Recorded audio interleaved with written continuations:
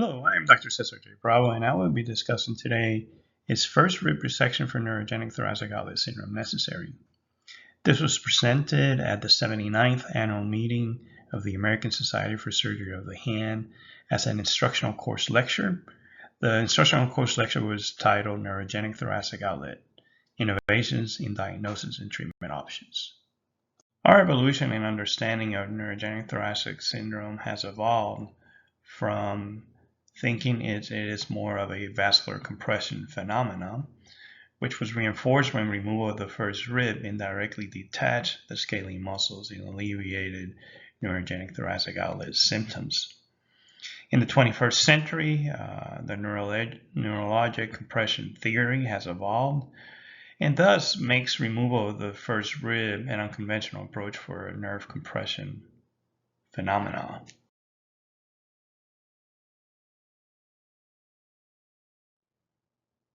Arriving at the diagnosis of neurogenic thoracic outlet syndrome is not simple. Those current concepts, as well as different criteria, have been developed to help us reach the diagnosis of neurogenic thoracic outlet syndrome in order to provide adequate treatment for these patients. For example, the Rono criteria emphasizes on the non-dermatomal pattern of neurologic symptoms, the presence of sympathetic symptoms, positional symptoms, positive response to lidocaine injection of what we call, or basically, muscle blockades. And important criteria to include history of neck trauma, being in overweight athletes, right after abduction tests, celiac test, release test, and upper limb tension test results. In addition, the recent International Neurogenic Thoracic Outlet Syndrome Hand Surgery Work Group published a consensus made of 21 surgeons from North America, South America, Europe, and Asia, with an experience of more than 5,000 procedures, and have come up with 17 statements using the modified Delphi method to guide in management of NTOS patients, aiming towards standardizing the criteria for diagnosis and treatment, as well as specific measures and tools used for research and reporting outcomes. But we're here to talk about the surgical options for neurogenic thoracic outlet syndrome, and is it necessary for removal of the first rib? Treatment of neurogenic thoracic outlet syndrome is carried out by decompression of the affected brachial plexus via scalonectomy when the supraclavicular space is involved. This can be done alone or in combination with excision of the first rib or cervical rib and its anomalies when present and creating symptoms. Release of the pectoralis minor, again, this can be done addressing the infraclavicular space, either through an open or arthroscopic technique as it's been described.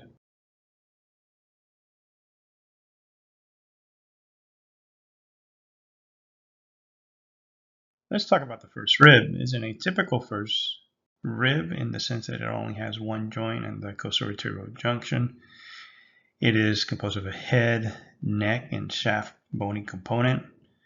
Has a tubercle for the insertion of the anterior scalene. It is also known as the scalene tubercle.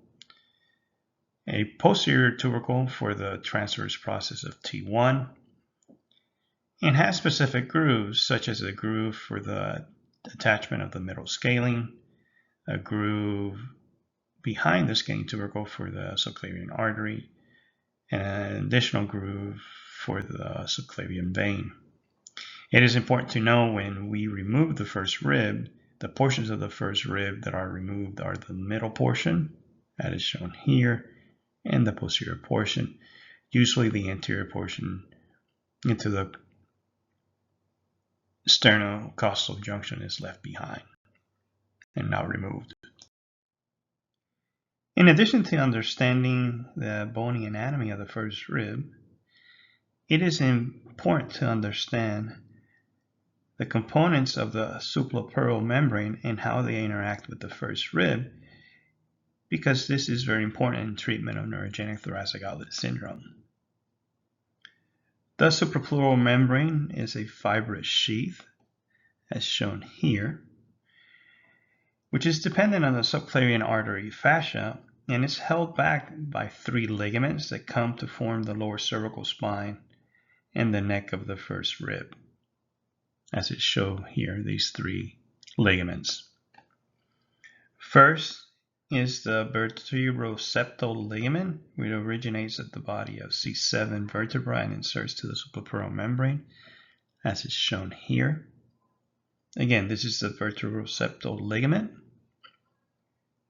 And then we have the costoseptal costal ligament, which is shown right here.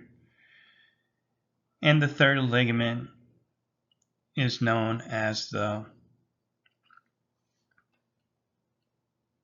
transverse septocostal ligament, which is shown here. Sometimes this transverse septocostal ligament is often replaced by the scalene minimus muscle and originates at the anterior tubercle, as is shown here, of the first rib. Here's a case example with the arrows showing the transverse septocostal ligament, which is often, as stated, replacing the scalene minimus muscle. And it's important because it can trap the T1 contribution to the lower trunk and involves a lot of the symptoms that a patient would present with neurogenic thoracic outlet syndrome when it's involving the lower trunk. And this was beautifully illustrated, as we were seeing in this picture, by Dr. Luciano Poitevin from Buenos Aires, Argentina. In addition, the relationship of the first rib is very important to understand. The middle scalene, as it tends to form a bridge effect to the brachial plexus as it closes and forms the posterior part of the scalene triangle. And again, as noted, that T1 contribution of the lower trunk of the brachial plexus exits from the undersurface of the first rib, noting the importance of its place and those septal ligaments that are previously described that can lead to compression in tight bands that can form and be contributing to patients with neurogenic thoracic outlet syndrome. This is a case example of a patient previously with what appeared to have a costoseptal band that was removed, as we can see the first rib, and how can they compress that T1 contribution as the CA contribution comes together and forms the lower trunk. In addition, Richard Sanders and his group at UCLA talked about the predictors of first rib removal. They did a retrospective review looking at chest x-rays, and they were able to note that those patients that had a wide curved first rib were less likely to have an indication for removal of the first rib when they were doing the procedure. On the other hand, those patients with a vertical first rib, as is shown here, and you can follow it here with the arrow, were noted to be more likely to have their first rib removed. Thus, it's important to get chest x-rays prior to considering these surgical procedures in these patients, because chest x-rays can be a good predictor with observations seen in the operating room that can lead to first rib removal. First rib resection can be done in multiple different ways, but the two most common ways are a transaxillary approach and a supraclavicular approach. And this leads to success in a lot of the symptoms in patients exceeding 90%.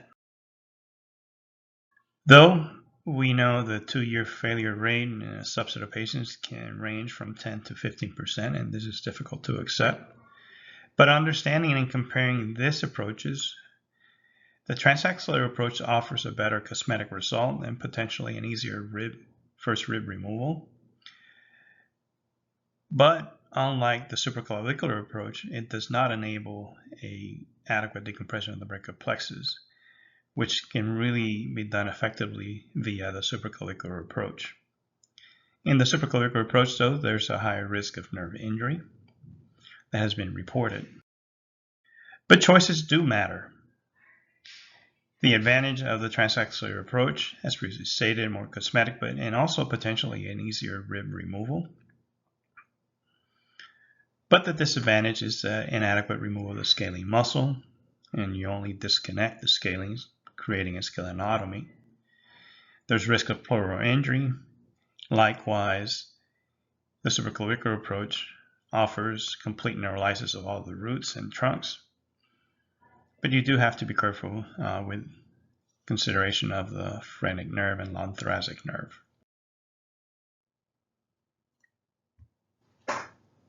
There are reported complications associated with first rib resection. More commonly is vascular injuries, in addition to brachial plexus and other nerve injuries, which is less than 1%. In addition to developing a recurrent neurogenic thoracic outlet syndrome resulting from inadequate first rib resection.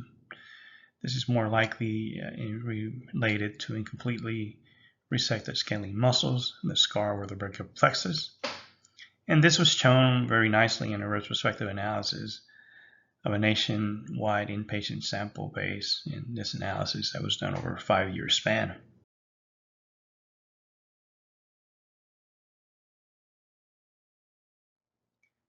But is it really necessary of removing the first rib for neurogenic thoracic outlet syndrome? Multiple studies have shown that adequate decompression and treatment for neurogenic thoracic outlet syndrome can be effectively carried out, such as these single-center experiments with minimum 3-year follow-up. Sanders and Pierce, they compared a non-randomized serially treated patients who had undergone thoracic outlet decompression procedures with and without first rib resection and demonstrated no difference in outcomes, as shown in their study.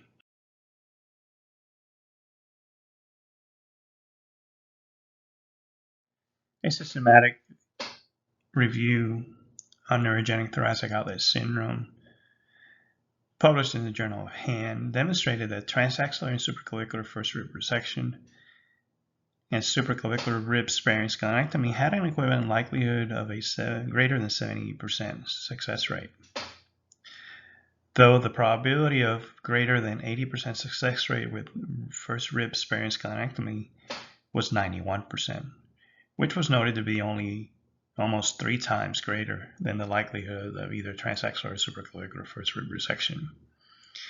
Importantly, the complication rates were twice as high in the transaxillary and supraclavicular approach when compared to first rib sparing scalenectomy, and these ranges from 20 to 25% to 12%.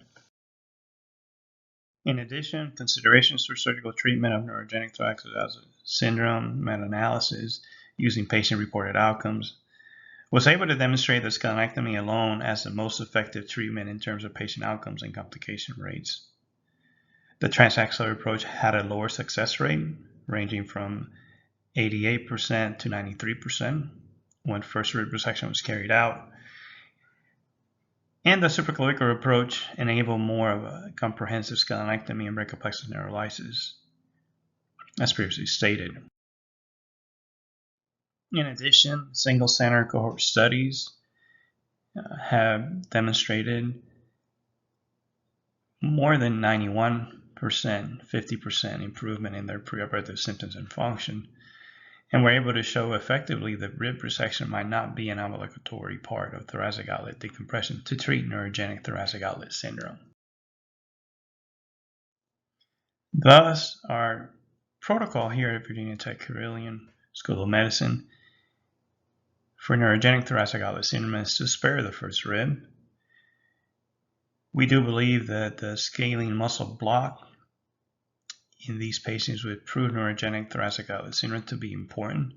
This doesn't not only localize infraclavicular, supraclavicular involvement, but we're able to extrapolate patients that would benefit from the procedure. We do removal of the anterior scaling muscle, but we're fairly symptomatic in addressing the middle scaling, as we think it really contributes to compression of the lower trunk of the brachial plexus, especially in those patients with higher takeoff or origin of the brachial plexus, when in addition to having that narrowing effect of the anterior middle scaling. In addition, we believe that systematic exploration of the clavipectoral space, as shown here, where we look for these corticoclavicular ligaments, specifically what is known as the Caldani's ligament, which is the medial corticoclavicular ligament, which is shown here in 3. And 4 is that costocoracoid ligament extension as well, as you can be seen here, and that extends into this area, in addition to detachment of the pectoralis minor. For us, first rib resection involves interpretive assessment. We do believe that when the lower trunk touches the first rib, in addition to our abduction nutcracker test, when it brings the lower trunk in contact with the first rib, is more likely for us an indication for removal of the first rib, in addition to those patients with the vertical rib alignment, as he seems to narrow the anatomy significantly. And it tends to be between 2 and 4% in our series. In summary, for us, preservation of the first rib in neurogenic thoracic outlet syndrome is our initial surgical option when involving the supraclavicular area. We believe the neurogenic compression theory and the primacy of scaling muscle abnormalities in the pathophysiology of neurogenic thoracic outlet syndrome, specifically the middle scaling. We acknowledge the importance of the clavipectoral space, addressing in this area the subclavian muscle aponeurosis, the medial corticoclavicular ligament, as well as detachment of the pectoralis minor. When we do first rib resection, we favor a supraclavicular approach, and this tends to be more in our series in a revision situation, which ranges from 2 to 4% in our clinical series. In addition, patients with a vertical rib, as well as a positive interpretive abduction test, as previously stated, would lead us more into a first rib dissection through a supraclavicular approach. In addition, I would like to acknowledge my partner, Dr. Peter Appel, who has pioneered the treatment of neurogenic thoracic outlet syndrome at our institution. And we do treat these patients in conjunction, as well as carry out the surgical procedures as a team approach. In addition, I'd like to thank the Virginia Tech Hand and Upper Extremity Surgery section for allowing myself and Dr. Appel to have the privilege to treat these patients. Thank you.